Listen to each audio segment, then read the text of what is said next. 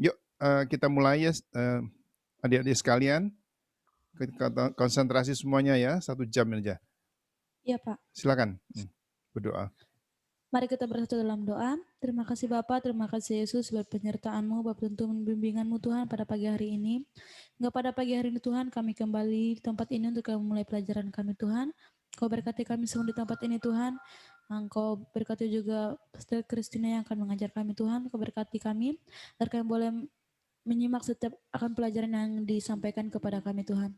Tuhan, kami mulai pelajaran kami dalam nama Tuhan Yesus. Haleluya. Amin. Amin. Ya, suara saya jelas ya di sana ya? Jelas Pak. Jelas, oke. Okay. How about your voice, Sister I Christina? think it's better this time. Last week Yeah, I it think was like. it's good. Okay, all right. That's good. Yuk silakan dan Pastor Christina silakan ya. Okay. We'll go to the slide. Of lesson 11. Yes, please. Yeah. Yeah, lesson 11.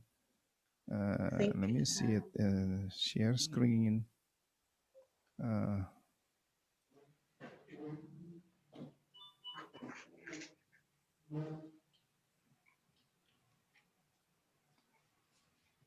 Okay. This one, yeah. I'm not sure if they remember last week and the last time. It's been a long time. Apa saudara-saudara ingat pelajaran yang lalu? But it's okay. I'm just going to bring out the main foundational summary from the last lesson.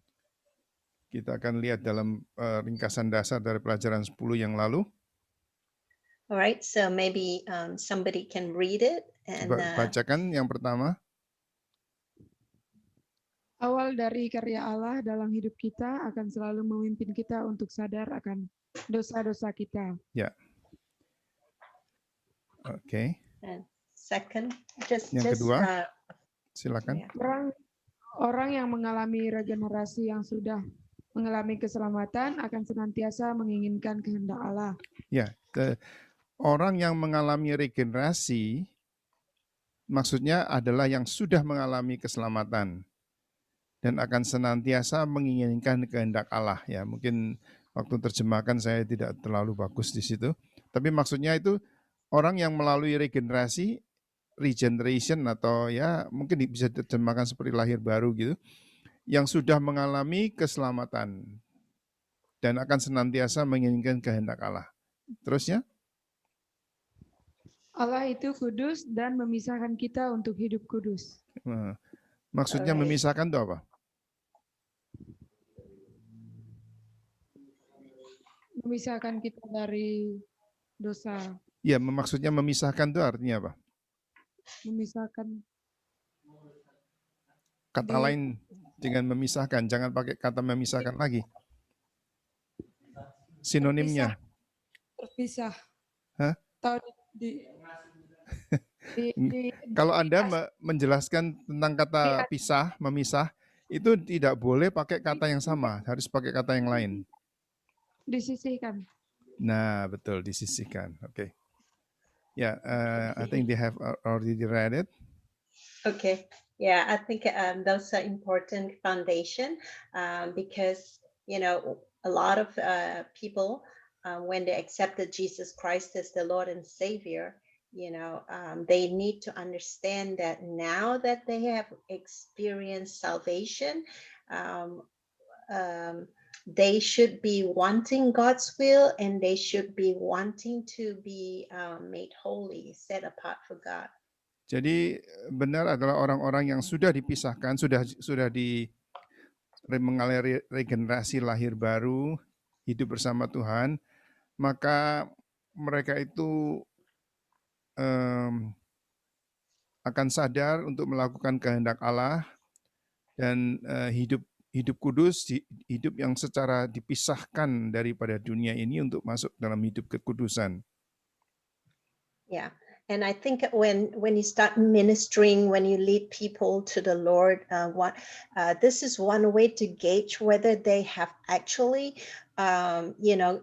gone through a a true salvation, a conversion experience. Because if they have, then they would want to do God's will, and they would want to, their life to be, set right before God. Jadi itu kalau Anda yang sudah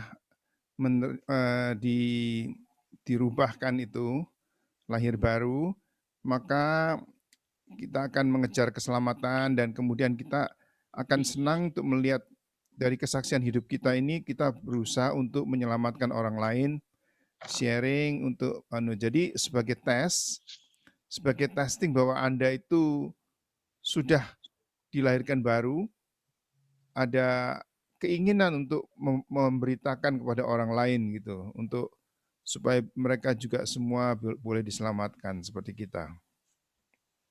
Okay, let's go into the actual lesson. We are going into chapter 4 of Genesis. Tolong salah seorang bacakan pelajaran dari Kejadian 4, 1 sampai 2. Silakan salah satu bacakan dengan cepat. Kejadian pasal 4 ayat 1 dan 2. Perikop di atas Kain dan Habel. Kemudian manusia itu bersetubuh dengan Hawa istrinya dan mengandunglah perempuan itu, lalu melahirkan Kain. Maka kata perempuan itu, aku telah mendapat seorang anak laki-laki dengan pertolongan Tuhan. Selanjutnya dilahirkannya lah Habel, adik Kain. Dan Habel menjadi gembala kambing domba, Kain menjadi petani. Okay. Yeah. You remember from chapter 2, God gave the command to be fruitful and multiply. So we can see that when Eve gave birth, to Cain and then Abel, it was, in obedience to the commandment of God to be fruitful and multiply. Anda masih ingat juga di dalam Kejadian pasal 2, perintah daripada Tuhan untuk berbiak-biak, untuk bertambah-tambah, berbuah-buah itu. Dan di sini kita melihat bahwa pada waktu Hawa itu mengandung dan melahirkan akan anak-anak itu, mereka Hawa itu sebetulnya mengikuti perintah Tuhan untuk berbuah-buah. Okay. So the first child that Eve had, she named him Cain. And Cain, the name of Cain means I have acquired from the Lord. Jadi anak yang pertama itu Kain, ya, dan itu berarti aku sudah mendapatkan Allah. And she was actually acknowledging that, by herself, she would not have been able to give birth to Cain, and because it's the help of the Lord that she has been able to, the word is acquire or receive from the Lord, Cain. Jadi pada waktu Hawa memberi nama Kain itu sebetulnya satu pengakuan daripada Hawa bahwa dia sebenarnya sulit untuk mendapatkan anak itu, tetapi pada waktu memberikan nama Kain itu, jadi aku sudah mendapatkan alam. Itu diukir di dalam nama Kain. And this is a very important principle, a foundational principle that everything we do, we need to understand that ability comes from the Lord. Jadi ini sebetulnya satu dasar yang penting, dan kita sadari bahwa semua apa yang kita lakukan itu kita sanggup karena Tuhan yang telah menyanggupkan kita untuk melakukan itu. The other thing to remember is that when God gives us a command, when we obey that command, God will give us the ability to carry it out. So God doesn't just give a command and leave you helpless. Dan satu aspek yang lain, ini yang penting sekali bagi Anda semua, karena kalau Tuhan memberikan perintah kepada kita untuk melakukan sesuatu, Tuhan akan memberikan kepada kita itu kemampuan untuk kita bisa melakukan itu. Amin. Yes, amen. Jadi kalau sesuatu yang sulit, Tetapi Tuhan memampukan kita. Misalkan Anda disuruh menjadi pemberita Injil atau gembala di satu mana di dusun mana gitu. Mungkin saudara masih muda, masih rasa tidak mampu, tapi Tuhan yang memampukan. Kalau Tuhan yang memerintahkan, Tuhan akan memperlengkapi Anda semua dan memampukan Anda. Yeah. That sometimes it's just, you take one step and then he will help you, because sometimes we want the whole thing to happen, but the way God works with us is a process. So he takes us from one step after the next step, and that's something we have to remember. Ya, kita harus ingat bahwa pola daripada Tuhan itu, kalau Tuhan memerintahkan sesuatu, Tuhan memaui kita itu pergi ke sesuatu tempat atau melakukan sesuatu, maka itu suatu proses yang harus dilakukan selangkah demi selangkah dalam ketaatan. Itu adalah Tuhan mengajar kita untuk taat dan juga melangkah bersama pimpinan Tuhan. Kita sudah mau mencapai hasil yang akhir ya. 20 tahun dari saat ini saya itu mau apa? Tuhan, nah jadi saya itu bisa langsung mengarahkan ke sana.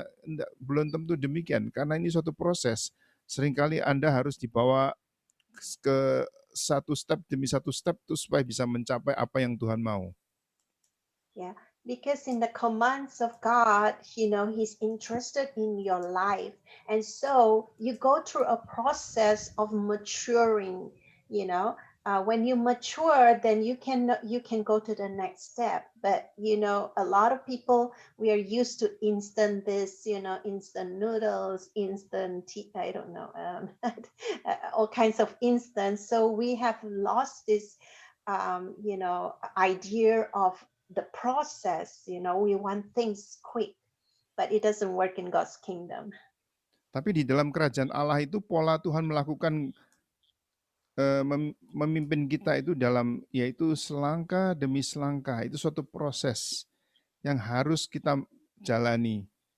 Dan kita maunya seperti mie instan ya, maunya cepat gitu, cepat makanan siap saji langsung jadi.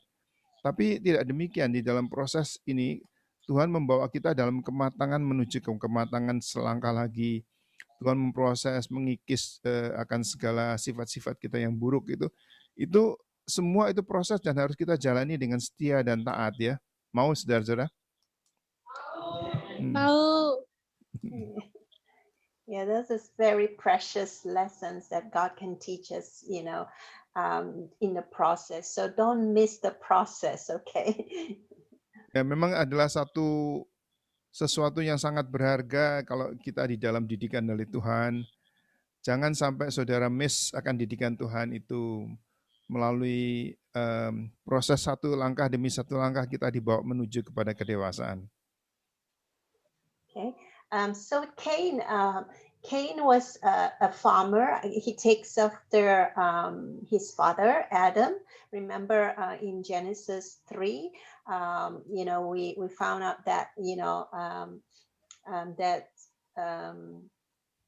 Adam is a tiller of the soil. Actually, he was right from the beginning when God put him in the Garden of Eden. He was to tend the garden. So Cain was like Adam. He was a farmer. Di dalam Kejadian 3 itu disebutkan bahwa sebetulnya Adamlah yang ditentukan sebagai untuk mengerjakan ladang, mengerjakan tanah itu ya. Jadi sebetulnya Kain ini meniru teladan daripada bapaknya ya, daripada Adam, yaitu mengerjakan tanah. Jadi mengerjakan ladang itu.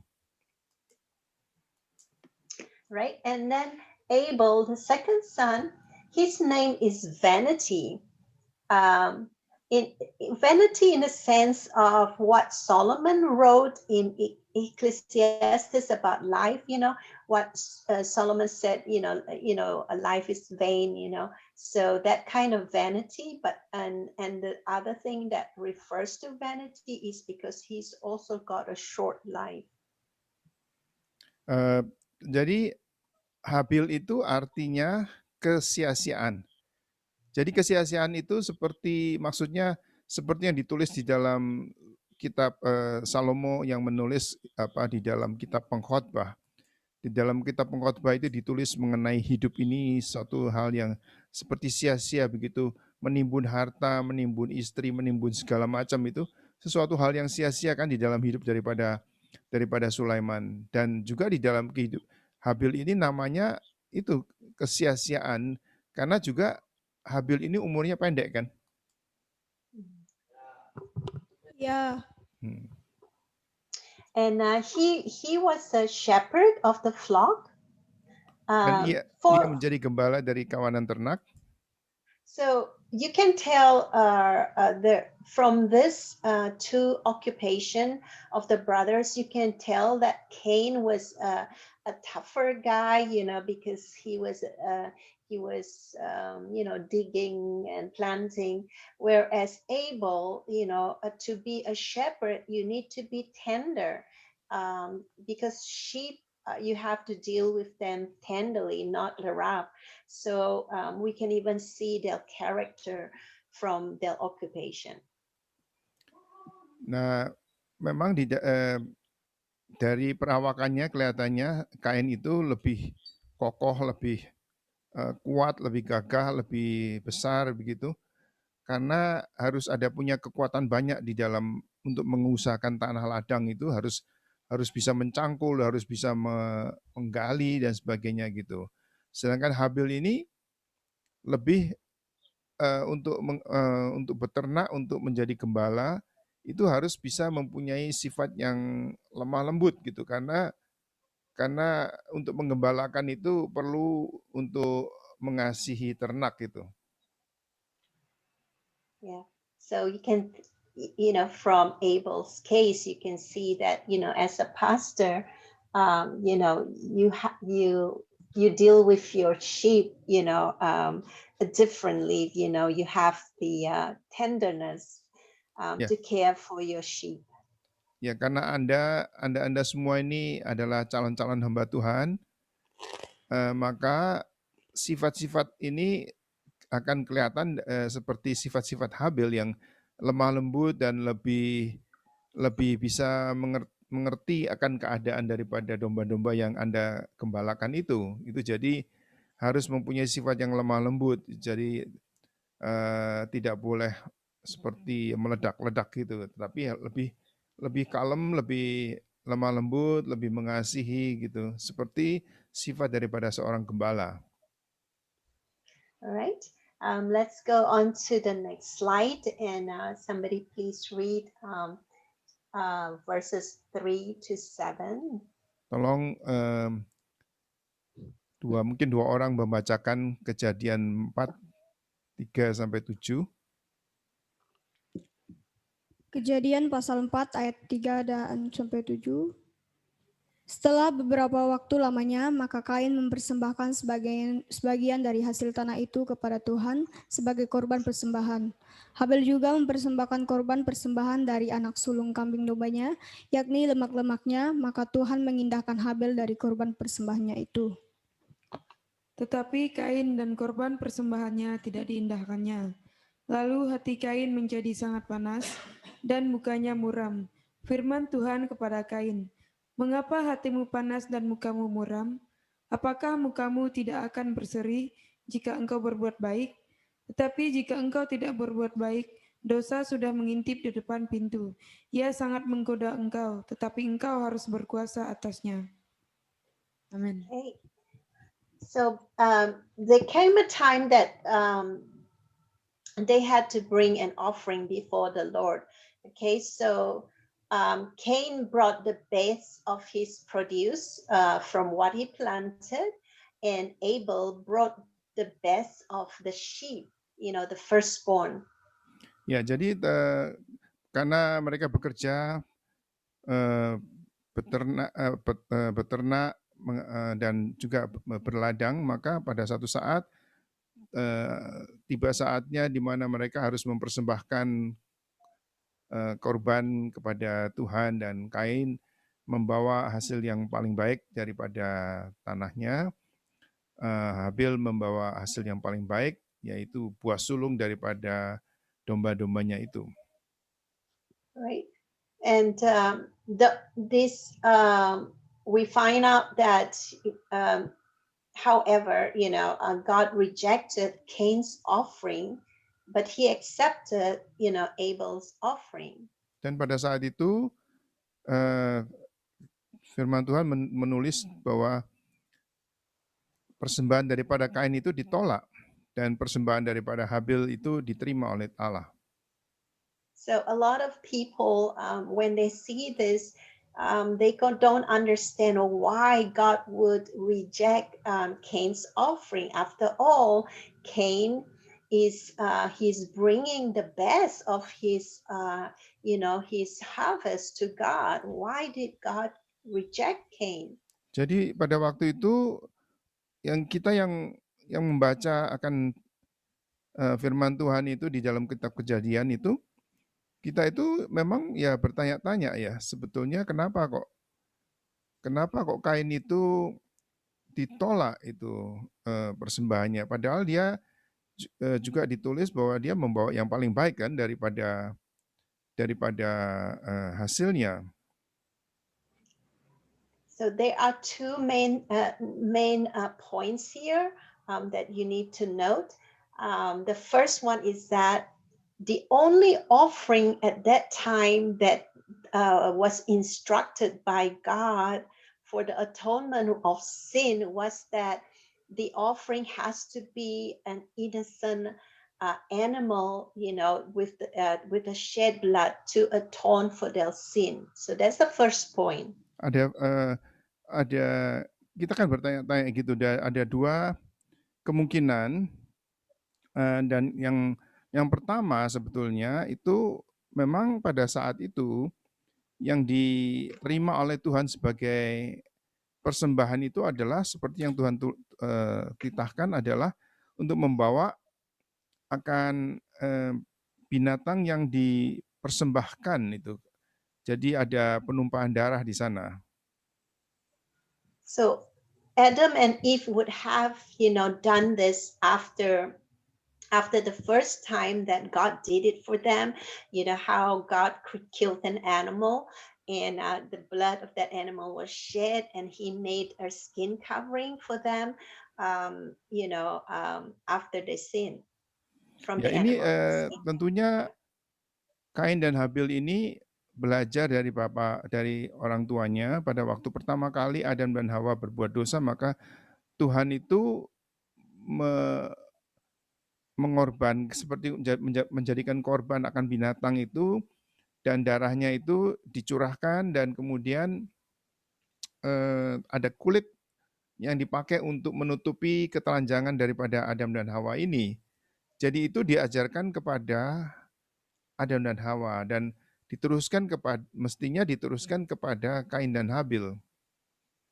And so the problem here is this: Cain just wanted to do it his way, so he brought the best. He brought the best. He thinking that he brought the best, it would be acceptable to God, but he forgets that this is an offering for atonement of sin, and he needed to bring an animal to be sacrificed and the blood poured out so his sin will be covered.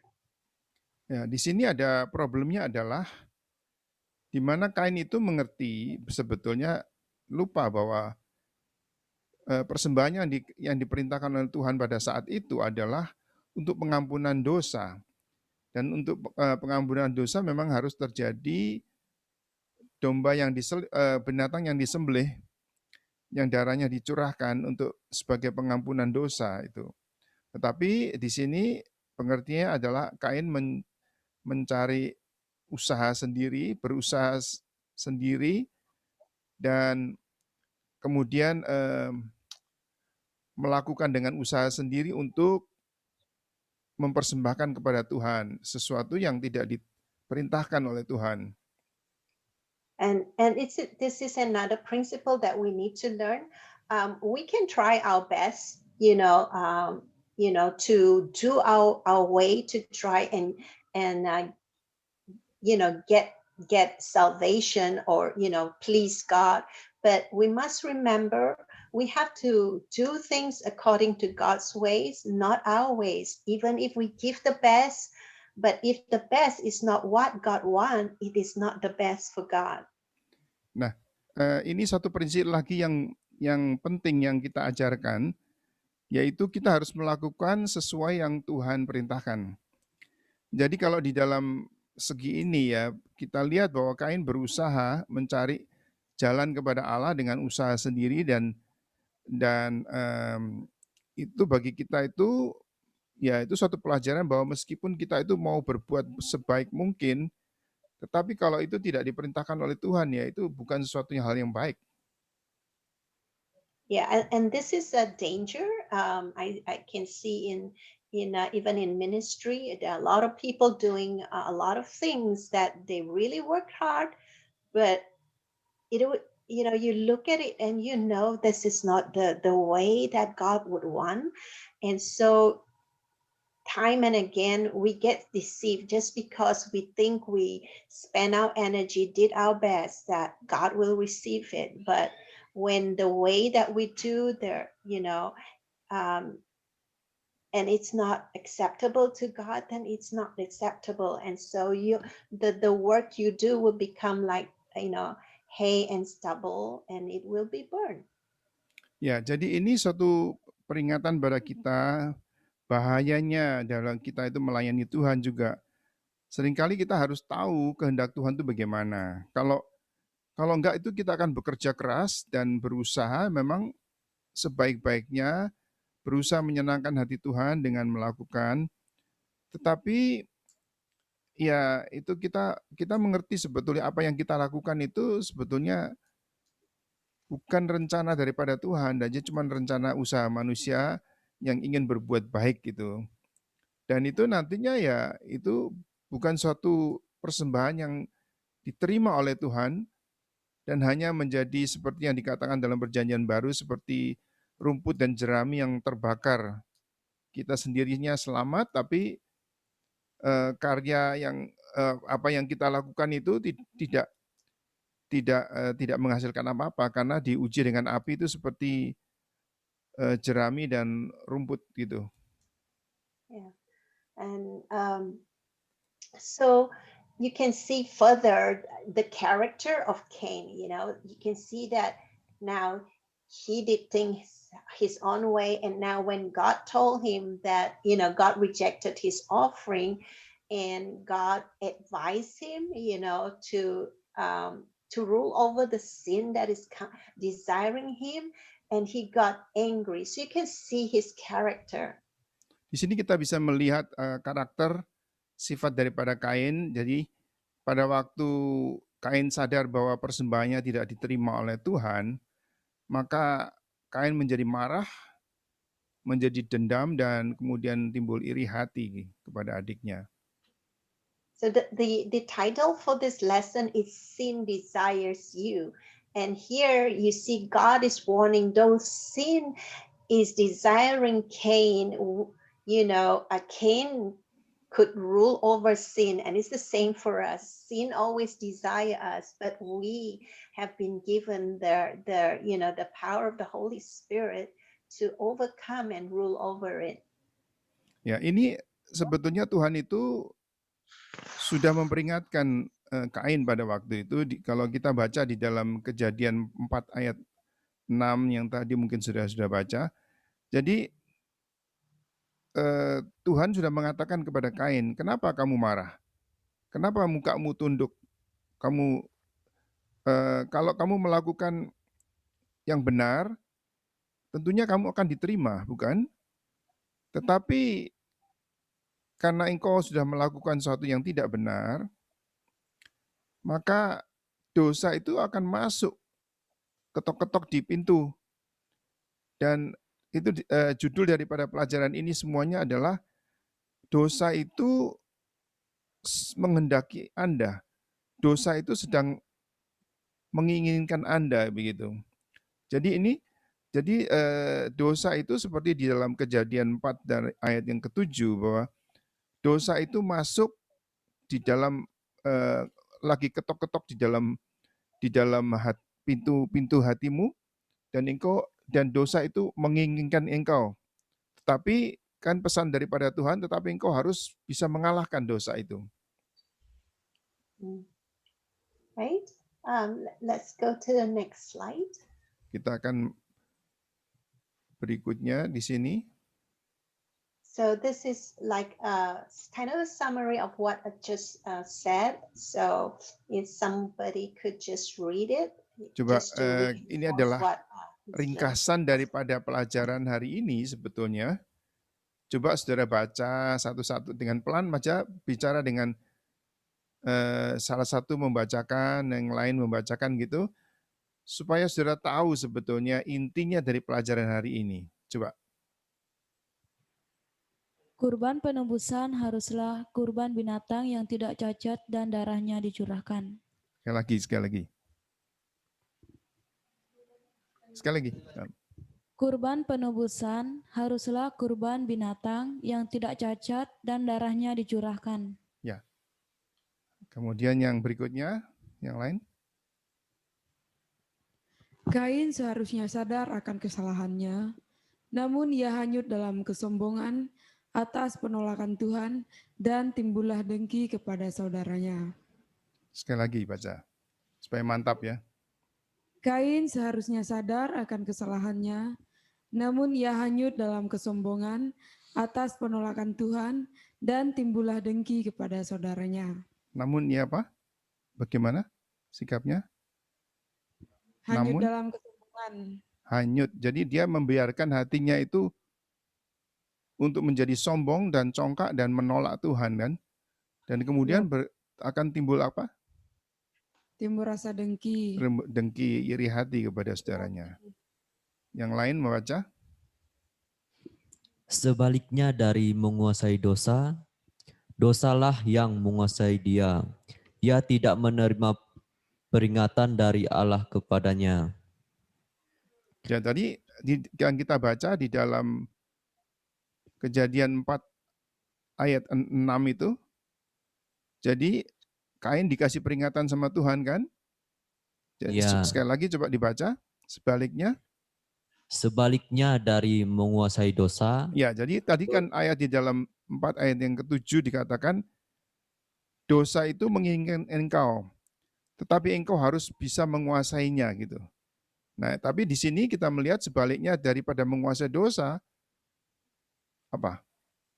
dosalah yang menguasai dia. Sebaliknya, jadi dia kalah dari dosa dengan membiarkan kesombongan tadi, dengan menolak Tuhan, dan akhirnya menjadi kedengkian. Sekali lagi dibaca sebaliknya. Sebaliknya dari menguasai dosa, dosalah yang menguasai dia. Ia tidak menerima peringatan dari Allah kepadanya. Peringatan apa tadi?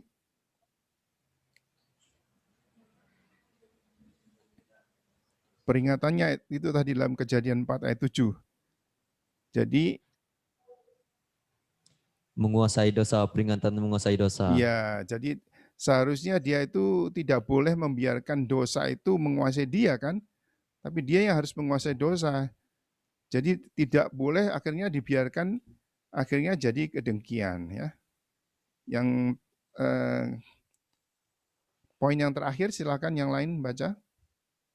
Di dalam Alkitab, kata-kata jahat selalu dihubungkan dengan manusia yang tidak diubahkan. Kata-kata kebenaran dihubungkan dengan manusia yang telah diubahkan. Ya, ngerti maksudnya? Ya, ngerti. Apa itu? Coba jelaskan dengan kata-katamu sendiri.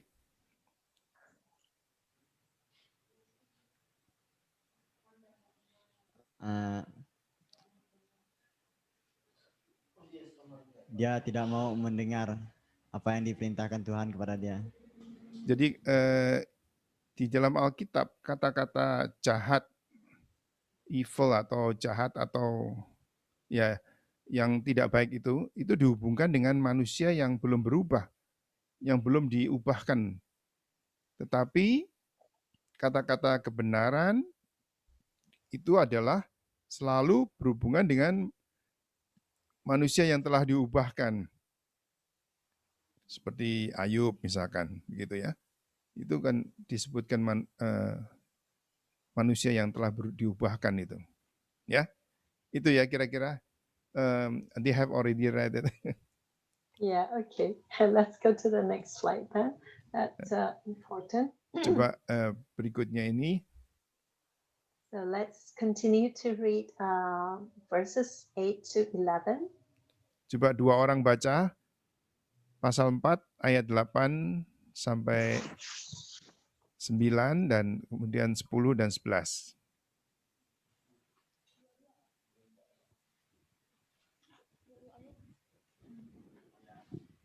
Kata Kain kepada Habel, adiknya, marilah kita pergi ke padang.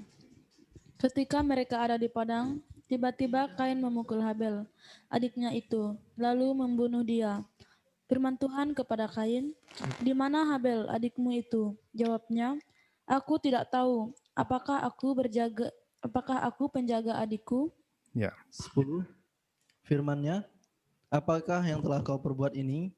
Darah adikmu itu berteriak kepadaku dari tanah. Maka sekarang terkutuklah engkau, terbuang jauh dari tanah yang mengangkat mulutnya untuk menerima darah adikmu itu dari tanganmu. Ya. Okay. All right. We're going to look at what happened. See, when Cain refused to rule over sin, so now he opened the door to the devil, and the devil, and because the devil is like an iniquity force, so we see that sin really now is able to rule over Cain. Jadi ini dikatakan di dalam ayat pasal 4 ayat 8 sampai 10, maka karena Kain itu membiarkan akan dirinya dihanyutkan oleh dosa, maka dia mempunyai permufakatan yang jahat itu, sepakat di dalam dirinya untuk mau menjebak Abel nanti pada waktu di ladang. When we don't want to listen to the advice of the Lord through the Holy Spirit, or maybe sometimes God sends somebody to tell you something and you don't listen to it, so one sin will always lead to another and to another. It will get more and more serious. Ya, jadi kalau Anda mendapatkan petunjuk daripada Tuhan, mungkin juga melalui orang lain yang mengatakan, hamba Tuhan yang lain yang mengatakan kepada Anda, tapi Anda tidak mau mendengar, maka itu akan mengakibatkan dosa, dan satu dosa akan menuju kepada dosa yang lain. Ya, akan terus bertambah-tambah gitu. Ya, pertamanya kan seperti marah aja ya. Kain marah karena tidak diterima. Kemudian kemarahannya itu dibiarkan, akhirnya menjadi ketidakpuasan kepada Tuhan, menolak Tuhan, dan kemudian timbul dengki. Akhirnya kalau sudah timbul dengki, terus lebih jauh lagi untuk membuat satu satu rencana jahat untuk membunuh akan adiknya, dan kemudian mencari hari untuk diajak ke ladang sendirian lalu dipukul, ya dia dibunuh betul-betul. Jadi itu dari satu dosa ke dosa yang lain itu akan beruntun kalau kita tidak mau menerima peringatan daripada Tuhan melalui firman Tuhan atau melalui hamba-hamba Tuhan yang disuruh untuk memperingatkan kita. Tapi kita bertahan dan kita justru dosa itu menghanyutkan kita dan kita tidak mau menguasai dosa itu. And this is how, we get into such a stronghold, because with sin, you add on, it's when you think about an onion, when you peel it, there's so many layers. So imagine, when you sin, you are like, adding layers and layers into that sin till it becomes such a stronghold. So when the time that you need to get to be, set free, delivered from that bondage, there's a lot of layers to be peeled. Jadi ini membayangkan bahwa kenapa kalau ada seperti dosa yang majemuk itu, ada dosa yang banyak itu, bertumpuk-tumpuk itu, seperti benteng atau kubu-kubu pertahanan daripada kuasa gelap gitu. Dan itu sulit untuk mengalahkannya. Karena itu ya, kalau saudara pernah melihat seperti bawang itu ya, bawang itu kan punya banyak lapisan-lapisan ya. Dibuka satu-satu itu nggak bisa habis kan lapisan terus itu. Jadi satu dosa harus dikuliti satu-satu begitu. Jadi kita harus dilepaskan satu-satu, dilepaskan satu persatu daripada kesalahan, dosa, dan karakter-karakter kita yang kurang baik itu. So it's a serious thing, right? To go into sin and not repent. Jadi betul-betul sangat serius kalau kita itu mempertahankan hidup kita yang berdosa dan tidak mau menerima peringatan daripada Tuhan. Ya, menurut pengalaman, menurut yang kita sudah pelajari dan juga sudah kita lihat di dalam Singkawang sendiri, kalau dosa itu dipertahankan dan dosa itu maka Tuhan akan membukakan itu seperti itu tadi. Jadi satu persatu akan dibukakan itu. Alright, let's go to John chapter 8 verse 44. Coba tolong bacakan Yohanes 8:44. Yohanes 8 ayat yang 44.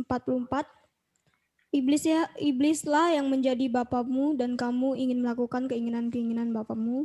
Ia adalah pembunuh manusia sejak semula dan tidak hidup dalam kebenaran. Sebab di dalam dia tidak ada kebenaran. Apabila ia berkata dusta, ia berkata atas kehendaknya sendiri. Sebab ia adalah pendusta dan bapa segala dusta. Ya. Okay. So Jelas ya, jelas ya. Yang dibaca tadi jelas ya. Jelas, Kalau Pak. karena kita itu menjadi milik daripada bapak kita, bapak pendusta, dosa itu ya. Jadi akan kehendak daripada bapak kita yang maunya berdosa itu. Jadi pertama sebagai pembunuh, tidak mau tidak mau memegang akan kebenaran, dan tidak ada kebenaran di dalam hidup daripada mulut daripada bapak kita si jahat itu ya. Dan kalau dia berdosa dan kalau dia berbohong, maka itu bahasanya itu bahasa aslinya, bahasa asli daripada bapak kita setan itu adalah ya pembohong. Dia memang dasarnya sudah demikian, itu sifat natural, sifat alamiahnya adalah berbohong. Dan itu disebutkan di sini dia berbicara dengan bahasa aslinya gitu. Ya. Yeah. So when you think about this verse, it says that the one who lies is actually the father is the devil, but we are not. Our father is not the devil. Our father is the one who lives in heaven. That is our father. So our character should be like God's character, not the character of the devil. Jadi kita diajar di dalam Yohanes 8:44 bahwa dulunya sifat daripada bapak kita itu memang bapak kita adalah bapak yang jahat kan. Tetapi setelah kita mengenal Tuhan, maka kita harus kembali kepada sifat dari bapak kita, bapak yang penuh rahimi, penuh dengan belas kasihan dan penuh dengan dengan sifat-sifat yang baik ya, semua daripada sifat dari Bapa kita, Tuhan kita. Right. So we see another part about the character of Cain again. You can see that he had no fear of God. You're adding some more things about him, right? So now you see that he had no fear of God upon him, and because of that, he was insolent. That means the way he replied God was really, really rude. Like he didn't respect God at all. Ya, jadi di sini kita melihat sifat daripada Kain itu yang tidak mempunyai takut akan Allah ya. Itu kalau Anda membaca itu ayat 9 itu, dia begitu angkuhnya dan begitu sombongnya di dalam jawabannya kepada Allah itu. Jadi kita sungguh-sungguh harus kita bisa belajar daripada cerita ini, daripada kisah kejadian ini, bagaimana manusia itu kalau kita tidak mau menerima dan tidak mempunyai takut akan Allah, kita akan menjadi angkuh, menjadi sombong, dan kita berontak, dan akhirnya membunuh. And the other fact that we want to point out in verses 8 to 11 is that, you know, the blood has a voice. And I remember teaching this in the other series on the priesthood, and we talked about the blood. So here is a recall of what we learned. So blood has a voice and it does cry out to God. Dan kemudian kita ingat pelajaran-pelajaran yang lalu mengenai darah itu, darah yang dibunuh itu, maka darah itu mempunyai suara. Ini kalau kita percaya seperti Kejadian 4 ayat yang ke-10 itu, maka darah daripada Habil itu berseru-seru kepada Tuhan dari dalam tanah itu. Jadi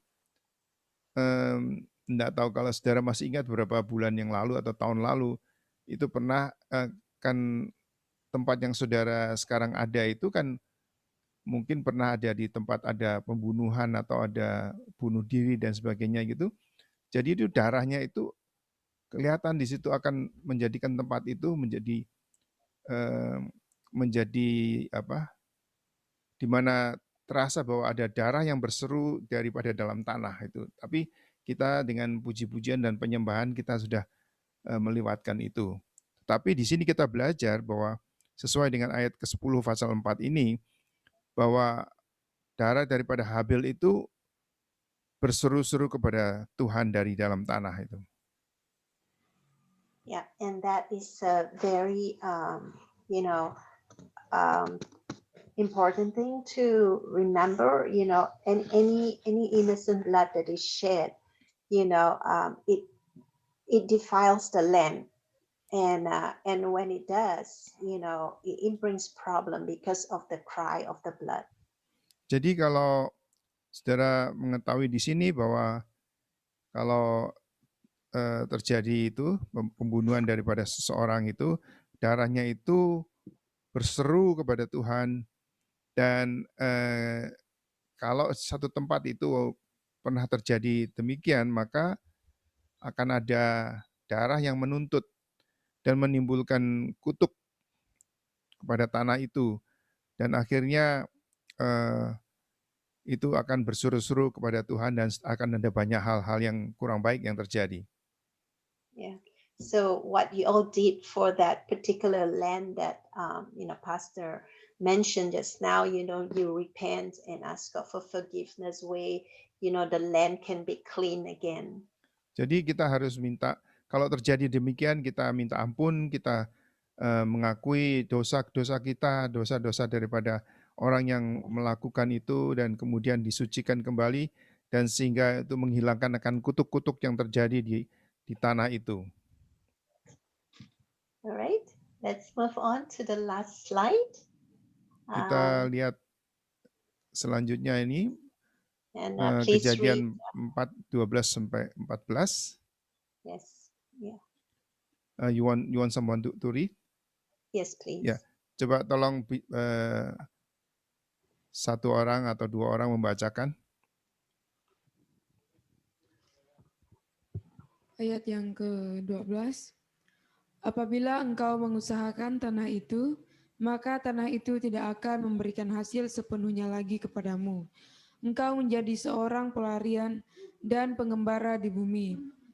Kata Kain kepada Tuhan, hukumanku itu lebih besar daripada yang dapat kutanggung.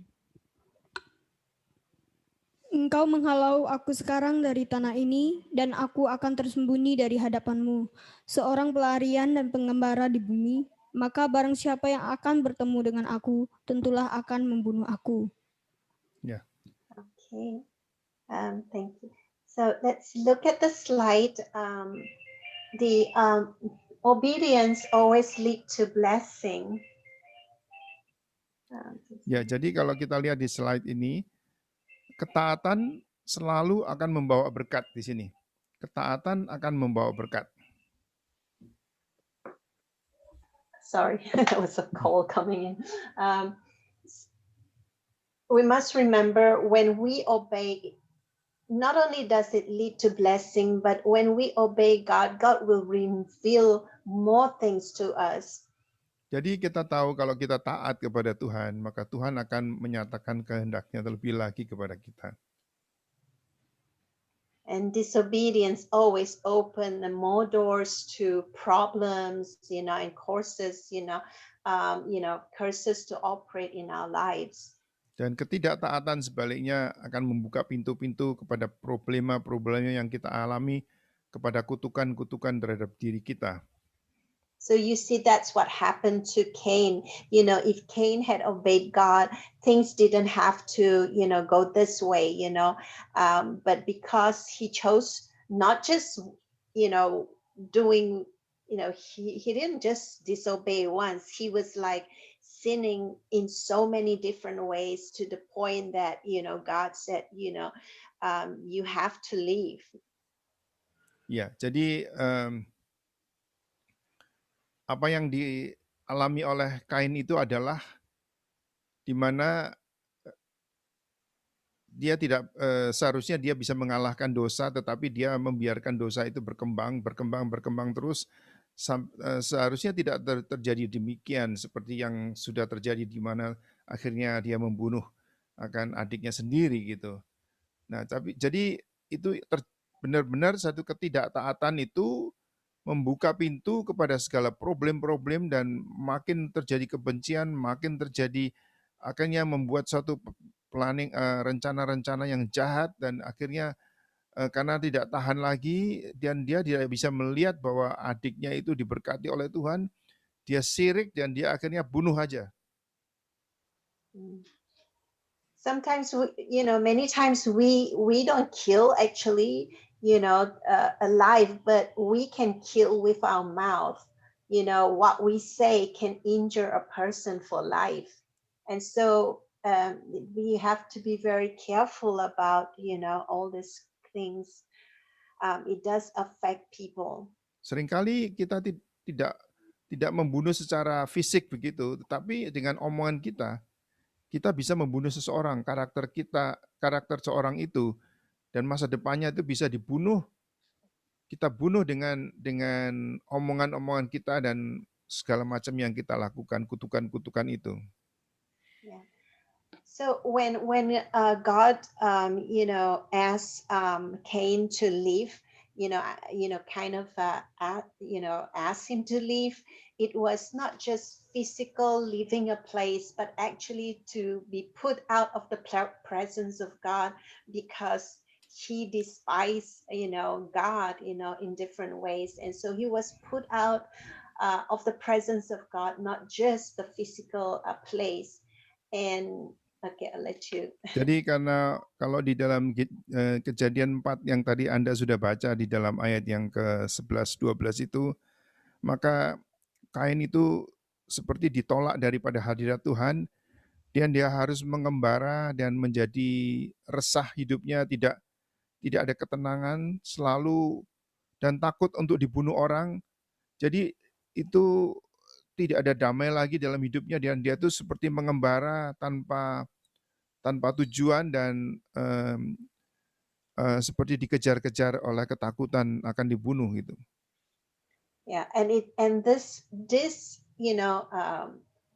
this kind of life, like a person who persistently reject God and his redemption, in the end, he will be put out of the presence of God and end up in in hell or Sheol. Jadi orang yang kita baca di sini orang-orang yang secara terus-menerus, secara konsisten menolak Allah akan dikeluarkan daripada hadirat Allah. Dan kalau itu terus-menerus dilakukan dan tidak ada penebusan dan akhirnya mereka akan berujung di Sheol atau neraka. Right, so there is a grace period. God is a good God. He's long suffering, and He desires all people to be saved. And so there is a grace period for every one of us, and it's the grace is either before Jesus comes or before a person dies. That is the grace period that everyone has. Jadi kalau kita bersalah, kita berbuat dosa, Tuhan mengingatkan kita, itu ada masa anugerah. Masa anugerah di mana manusia bisa berbalik kepada Allah.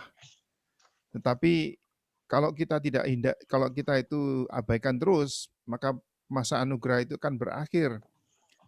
Dan tidak ada lagi masa anugerah itu, yaitu pada saat di mana Yesus kembali atau kita tuh meninggal gitu. Sampai saatnya kita meninggal, tidak ada pengampunan, tidak ada anugerah, sehingga kita itu terus menjadi pemberontak dan menjadi seperti Kain yang berjalan kian kemari dengan resah dan berpindah-pindah dan takut untuk dibunuh dan sebagainya.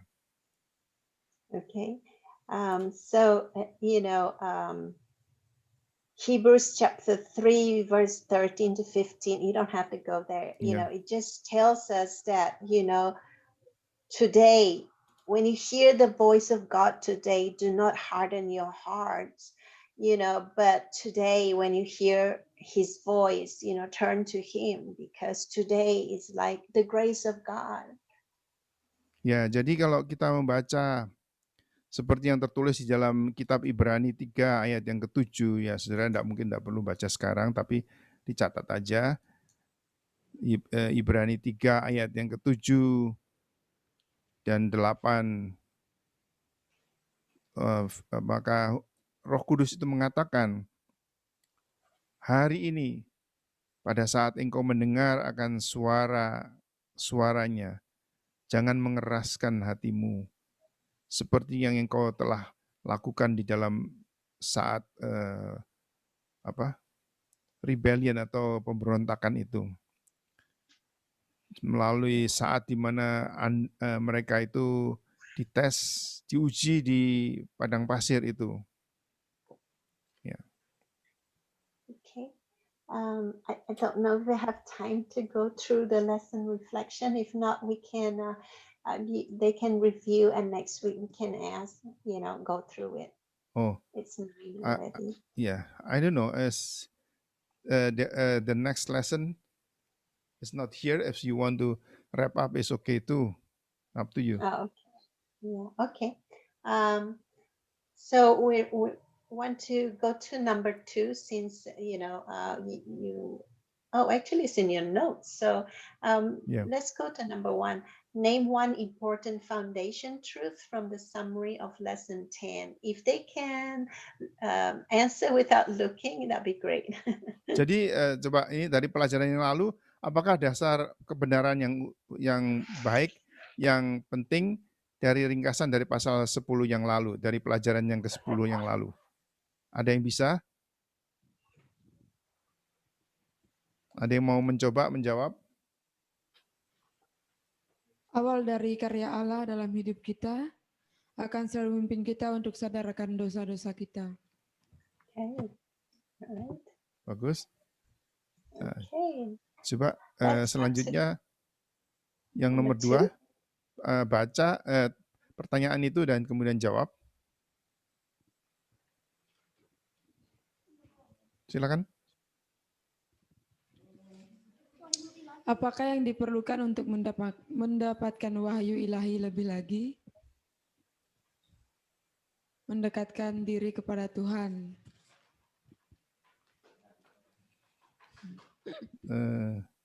Tadi ada di sini apa ya? Kalau nggak salah itu harus taat. Yes. Taat Ya. pada perintah Tuhan. Di mana itu ya? Yeah. Is it which Yes. one? Correct. I don't think it's there. I was just Oh, explaining yeah. it. Oke.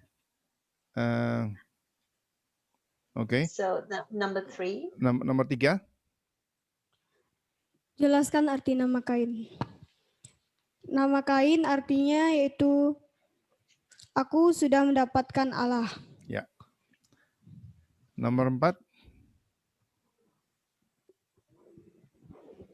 Jelaskan arti nama Habel. Arti nama Habel, namanya berarti kesaksian. Kok kesaksian? Salah baca, Pak. Apa? Kesia-siaan. Hah? Arti nama Habel kesia-siaan dalam arti seperti yang ditulis oleh Sulaiman di dalam kitab Pengkhotbah tentang Ya. hidup. Okay. It's easy. All right. Selanjutnya nomor 5. Yuk, silakan. 5. Apakah yang dipersembahkan Kain dan Habel kepada Tuhan? Kain mempersembahkan hasil sulung dari pertaniannya seperti sayur-sayuran, dan Habel mempersembahkan hasil sulung dari dombanya kepada Tuhan. Okay. Good. Good. The 6. Nomor 6. Apa peringatan Allah kepada Kain? Mengapa persembahan Kain ditolak dan Habel diterima? Karena Kain mempersembahkan dari hasil kerja atau dari tanah yang diusahakannya, tetapi Habel mempersembahkan hasil ternaknya atau kambing dombanya yang disembelih dan dicurahkan dari darah anak dombanya yang tunggal. Jawaban yang lebih tepat itu adalah di mana perintah Tuhan itu untuk mempersembahkan korban sebagai korban tebusan ya, jadi pengampunan dosa itu, dan itu harus terjadi penumpahan darah itu. Nomor 7. Apakah peringatan Allah kepada Kain? Allah memperingatkan Kain bahwa dosa menginginkan Kain dan Kain harus bisa mengalahkan dosa. Okay. Ya, 8. Apakah yang terjadi waktu Kain menolak pesan Allah? Kain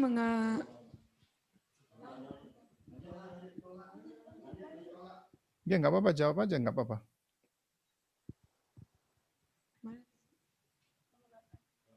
Nomor 8. Yang terjadi saat Kain menolak pesan Allah, Kain ditolak Allah. Mungkin ada yang bisa membantu? Kain mempunyai rasa iri atau dengki sehingga ia membunuh Habel. Ya, jadi itu dosa itu malah menjadi berkembang dan tambah lama tambah berdosa, tambah dosa demi dosa itu akan terus berlipat-lipat. Selanjutnya, silakan. Kalau Agape mau menjawab juga boleh loh, silakan. Iya Pak, nomor 9, sebutkan 2 sifat si jahat dalam Yohanes 8 ayat 44. Yang pertama dia adalah pembunuh, yang kedua ia adalah pendusta. Okay. Ya, bagus. 10. Kak Andis. Nanti ini 11. 10 silakan, yang lain jawab dulu. Oke, yang 10, tunjukkan hubungan yang bagaimana masa depan orang-orang yang secara sadar dan tetap konsisten menolak Allah, mereka akan berakhir di neraka atau Sheol. Ya, Okay. Nomor 11 yang terakhir. Nomor 11, apakah masa anugerah itu? Masa anugerah agar manusia berbalik kepada Allah sebelum Yesus kembali atau sebelum kita meninggal. Yeah, Ya, good job, oke. everybody. Jadi bagus hari kita sudah bisa menyelesaikan akan hari ini. Jadi kita akan tutup akan pembicaraan hari ini. Terima kasih kepada Pastor Christina yang dengan sabar dan Okay. dengan teliti dan sabar itu mengajar anak-anak itu, adik-adik kita. Yuk salah satu berdoa, silakan. Baik, mari kita sebelum doa. Tuhan Bapa kami, terima kasih Tuhan atas penyertaan-Mu Tuhan pada pagi hari ini Tuhan. Kami telah menyelesaikan pelajaran kami Tuhan.